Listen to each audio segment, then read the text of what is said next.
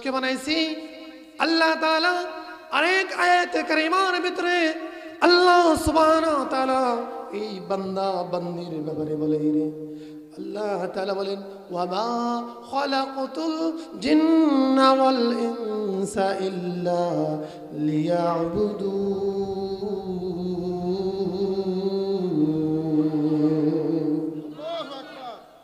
আল্লাহ পাক রব্বুল আলামিন বলেন, বান্দারে তোর অযথাই অকারণে এত সুন্দর করে আমি আল্লাহ বানাই নাই। আল্লাহ পাক রব্বুল আলামিন বলে, বান্দারে আমি আল্লাহ তাআলা তোকে খুব ভালোবাসা বানাইছি, তোকে খুব আদর করে সৃষ্টি করেছি রে বান্দা। তোর মায়ের দিলের ভিতরে যে মোহাব্বত আমি আল্লাহ কিন্তু দিয়েছি। আল্লাহ বলে, বান্দারে কিঞ্চিত পরিমাণ ভালোবাসা মোহাব্বত থাকার কারণে যে মা তোকে কলিজা দিয়ে ভালোবাসে, কথা বলেন ঠিক কিনা? এ বান্দা, যে কিঞ্চিত পরিমাণ মোহাব্বত ভালোবাসা আমি আল্লাহ তাআলা দেওয়ার কারণে তার বাবা তোকে কলিজা দিয়ে ভালোবাসে। হাজার বার অন্যায় করলেও বাবা কখনো সন্তানকে ভুলে থাকতে পারে না। হাজার অন্যায় করলেও মা কখনো সন্তানকে ভুলে থাকতে পারে না। সন্তানকে যদি হাজারো রাগ করে, গুসা করে, সন্তান রাগ করে যদি বাড়ি থেকে বের হয়ে যায়, আল্লাহ পাক বলে ওই যে সন্তান বের হয়ে গেছে, ওই যে বাইরে হওয়ার কারণে মার কলিজায় কিন্তু সান্ত্বনা নাই, পেরেশানি, হয়রানি। কেন সন্তানকে রাগ করলাম? কিসের কারণে রাগ করলাম? কেন আমার সন্তানটা রাগ করে চলে গেল রে? মা কিন্তু বলে, আমার সন্তানকে তো আমি রাগ করছি ভালোর জন্য, কথা বলেন ঠিক কিনা? আমি আমার সন্তানকে ভালোর জন্য রাগ করছিলাম, কোন স্বার্থের জন্য নয় রে। একটাই স্বার্থ, আমার সন্তানটা যেন ভালো হয়ে যায়, আমার সন্তানটা যেন সুসন্তান হয়, মানুষ যেন আমার সন্তানের ব্যাপারে প্রশংসা করতে থাকে। সন্তান যখন বাড়িতে না থাকে রে, মার কলিজায় মানায় না, মা বারবার পেরেশানিতে থাকে। আল্লাহ বলে, বান্দারে ওই যে মায়ের কলিজায় যে পেরেশানিটা, এটা কিন্তু এমনি এমনি আসে না। এটা কিন্তু আমি আল্লাহ তার দিলে ভালোবাসা দেওয়ার কারণে ওই মায়ের কলিজার ভিতরে সন্তানের ভালোবাসা থাকার কারণে ব্যথায় ব্যথিত হয়, কথা বলেন ঠিক কিনা? আরে কত কুলাঙ্গার, নিমুখ হারাম সন্তান পৃথিবীতে বসবাস করে, এই মা বাবার সাথে লানত করে, এই মা বাবাকে কষ্ট দেয়, এই মা বাবাকে আঘাত দেয়, এই মা বাবার সাথে বেয়াদবি করে, এই মা বাবাকে গালিগালাজ করে, মা বাবার গায়ে আঘাত করে, কথা বলেন ঠিক কিনা? আমার আলোচনার বিষয়টা নয়, বুঝাইতে দিতেছি রব্বে কারীম আমাকে আপনাকে এত সুন্দর করে সৃষ্টি করার কারণ কি? এত ভালোবাসার কারণ কি? এত মোহাব্বত করার কারণ কি?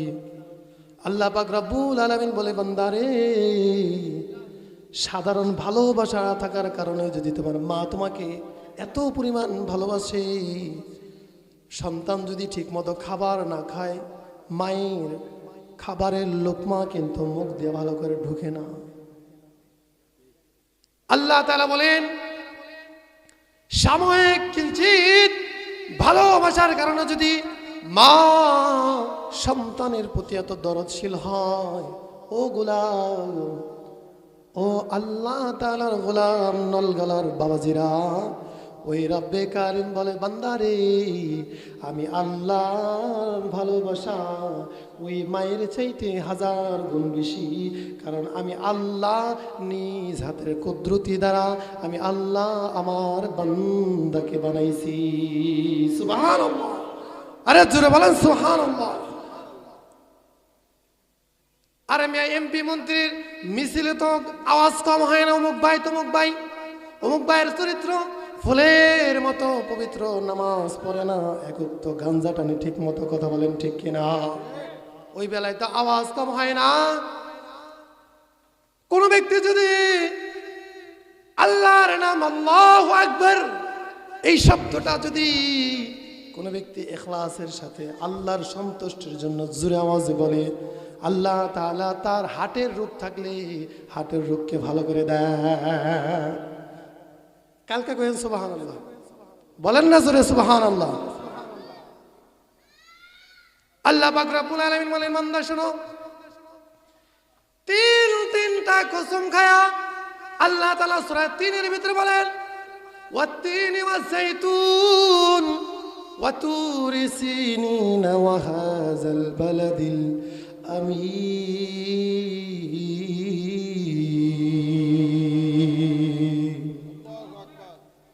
আল্লাহ পাক রব্বুল আলামিন বলে বান্দা তিনটা কসম খায়া আমি আল্লাহ তোমার ব্যাপারে বলতেছি, লাকাদ খালাকনাল ইনসানা ফি আহসানি তাকওয়িম।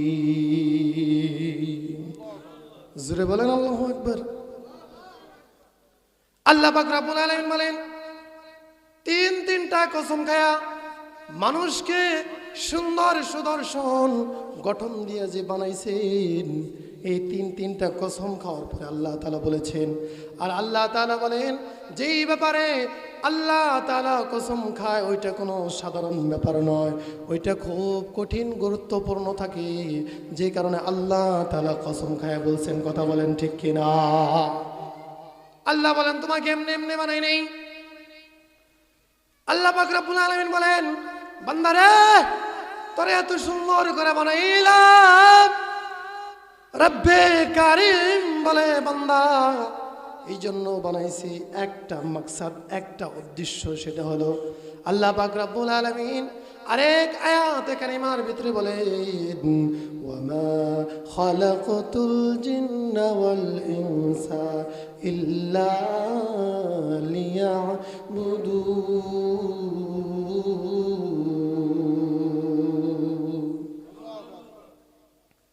আল্লাহ পাক রব্বুল আলামিন বলেন একটা মাকসাদ, একটা উদ্দেশ্যে আমি আমার বান্দা বান্দিকে বানাইছি রে।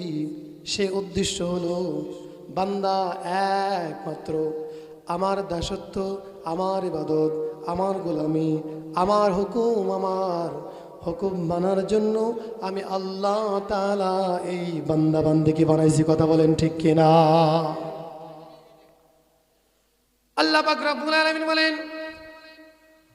বান্দা বান্দিকে আমার গোলামি, আমার দাসত্ব করার জন্য বানাইলাম।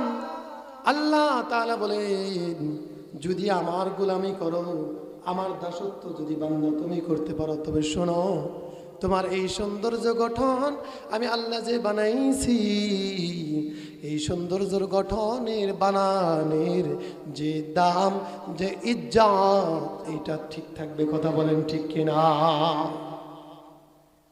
আল্লাহ তাআলা বলেন তোমাকে সুদর্শন গঠন দিয়ে বানাইলাম, এই যে সম্মানিত হিসাবে বানাইলাম, শুধু আমাকে আপনাকে সুন্দর করে বানাইছেন এই তুরি শেষ না।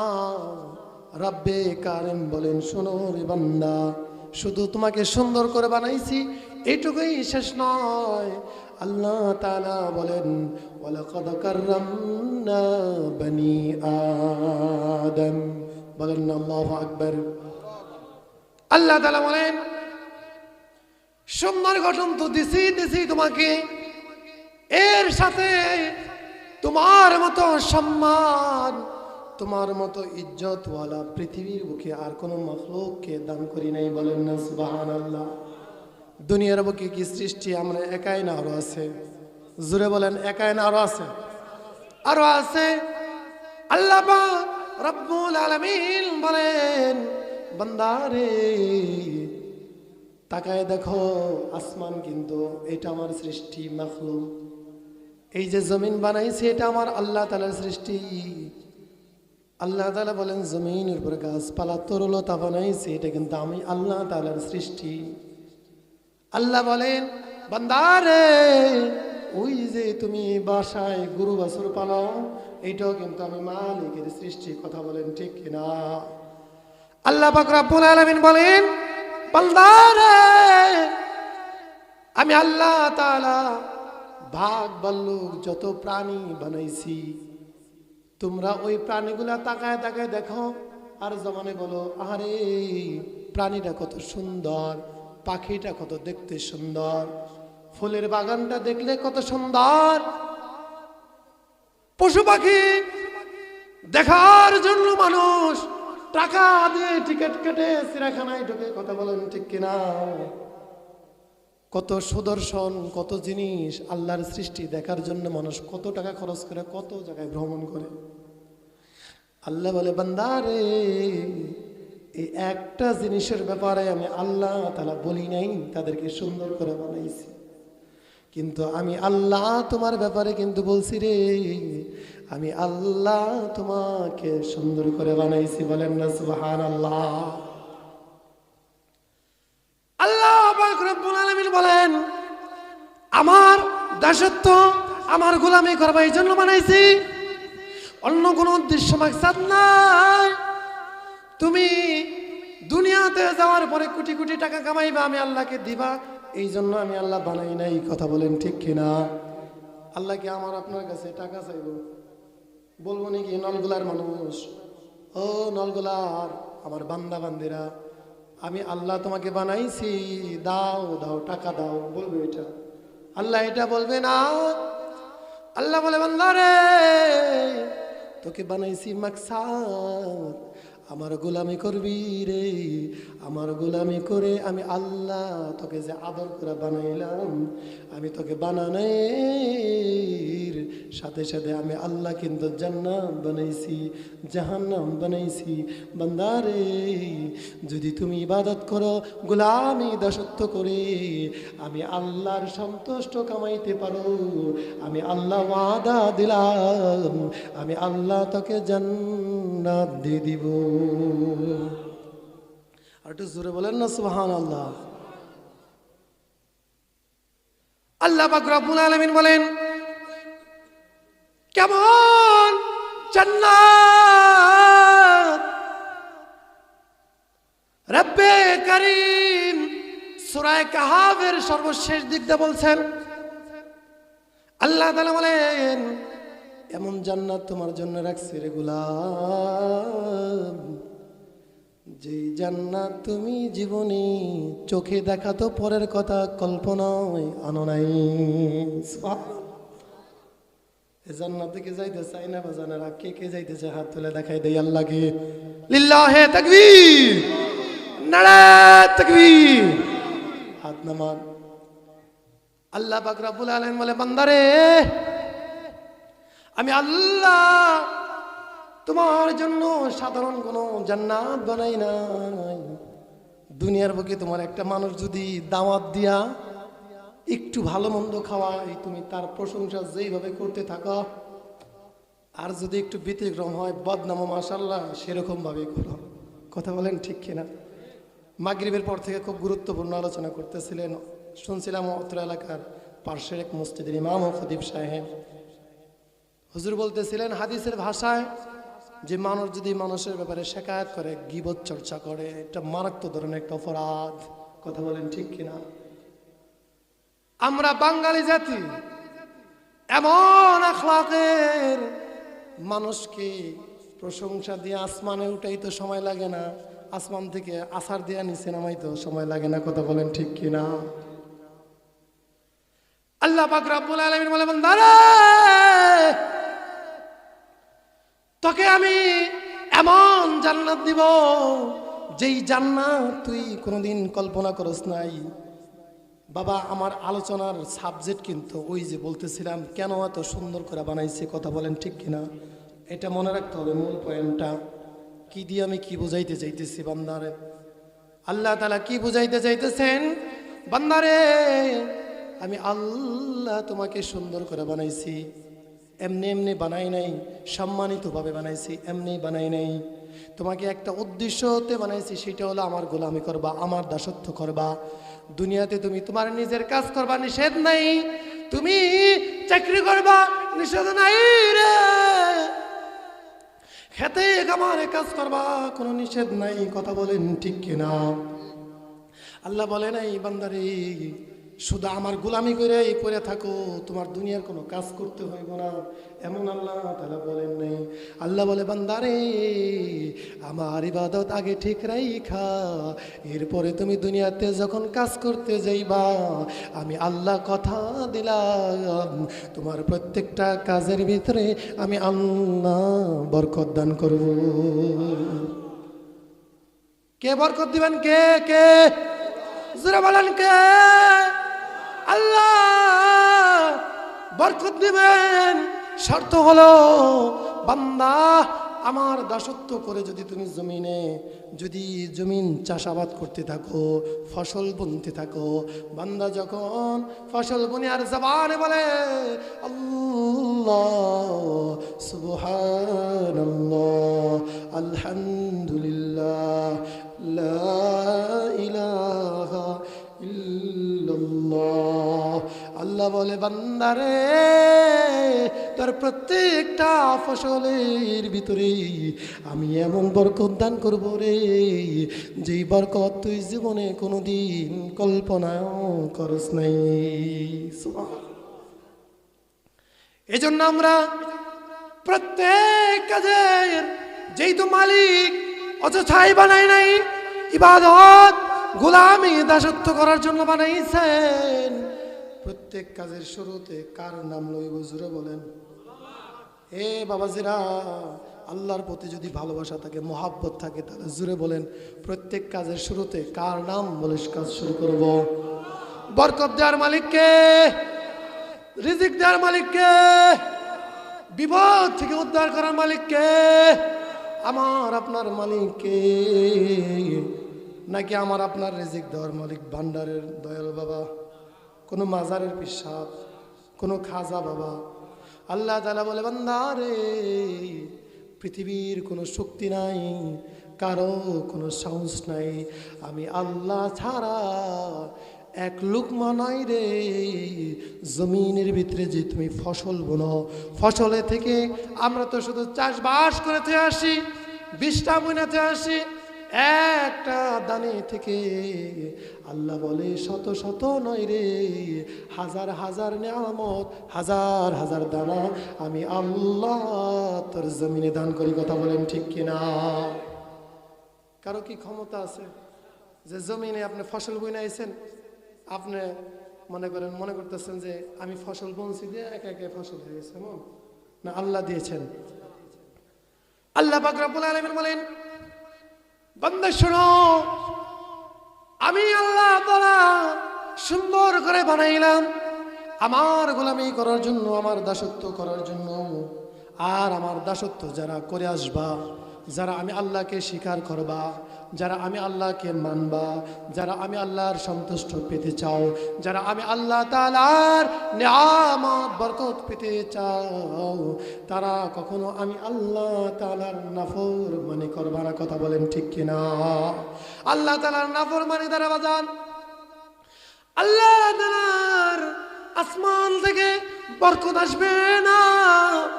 আল্লাহ পাক রব্বুল আলামিন বলেন আসমান থেকে যদি জমিনের বুকে বরকত চাও, তাহলে আমার হুকুম মানার দ্বারা বরকত আমি আল্লাহ তাআলা আসমান থেকে জমিনে নাজিল করি, বলেন না সুবহানাল্লাহ। ওই আল্লাহ তাআলা বলেন যদি তুমি ইবাদত করো, গোলামি করো, ইবাদত গোলামিটা কিভাবে করতে হবে এইটাও আল্লাহ তাআলা বলে দিয়েছেন, কথা বলেন ঠিক কিনা? আল্লাহ তাআলা বলেন ইবাদত করার মাপকাঠি হলো কোরআনের আইন অনুযায়ী, রাসূল সাল্লাল্লাহু আলাইহি সাল্লামের সুন্নাহ অনুযায়ী। কথা বলেন ঠিক কিনা? যেমনি সেমনি ইবাদত করলে কাজ হবে নি? আপনার মন মতো ইবাদত করলে হবে না? না, আল্লাহ পাক রব্বুল আলামিন বলে, বান্দারে তোর স্বাধীন মতো ইবাদত করলে তো ওইটা ইবাদত হবে না। আমি আল্লাহ যে সিস্টেম বাতলাই দিয়েছি, ওই সিস্টেম অনুযায়ী যদি তুমি ইবাদত করতে পারো, তাহলে আমি আল্লাহ তাআলা সন্তুষ্ট পাওয়া যাইবা। আর আমি মালিকের সন্তুষ্ট যারা পাওয়া গেছে, পৃথিবীর বুকে আর কারো দরকার নেই। কথা বলেন ঠিক কিনা? যে মালিকরে পাওয়া গেছে তার আর কিছু দরকার আছে না? খাজা বাবার দরকার আছে না? এমপি মন্ত্রীর দরকার আছে? চিন্তা করতেছেন, জনম্বর এমপির পিছনে দৌড়াইলাম, মন্ত্রীর পিছনে দৌড়াইলাম, চেয়ারম্যান মেম্বারের পিছনে দৌড়াইলাম, এগারো থুয়ে কি আল্লাহ আমার মাফ করতো? বিষয়টা এমন, আল্লাহ তাআলা এমপিও দেখে না, মন্ত্রীও দেখে না, কোটি কোটি টাকার মালিক দেখে না, চেহারা কালা না ফর্সা না ধলা, এটা দেখে না আল্লাহ তাআলা। ওইটা দেখা বিবেচনা করে না। আল্লাহ দেখে কোন বান্দার দিলে আমার জন্য ভালোবাসা আছে, আমার জন্য ভালোবাসা আছে, আমার ভয় আছে। আল্লাহ বলে ওই বান্দাকে আমি পছন্দ করি। বলেন না সুবহানাল্লাহ। আল্লাহ পাক রব্বুল আলামিন বলেন, ইবাদতের মাধ্যমে মালিকের সন্তুষ্ট অর্জন করা যায়। কথা বলেন ঠিক কিনা? ইবাদত গোলামির মাধ্যমে নবী সরকারে দু আলমের সন্তুষ্ট অর্জন করা যায়।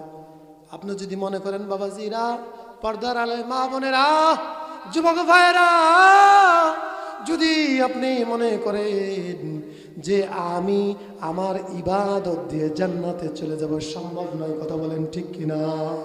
আল্লাহ তাআলা বলে, বান্দারে যদি চিন্তা করো তুমি তোমার ইবাদত দিয়ে জান্নাতে চলে যাবে, না না, কোশ্চিন কালো সম্ভব নয় রে বান্দা। একটা ইসলামের ইতিহাসের পাতা একটা ঘটনা টানা হয়েছে।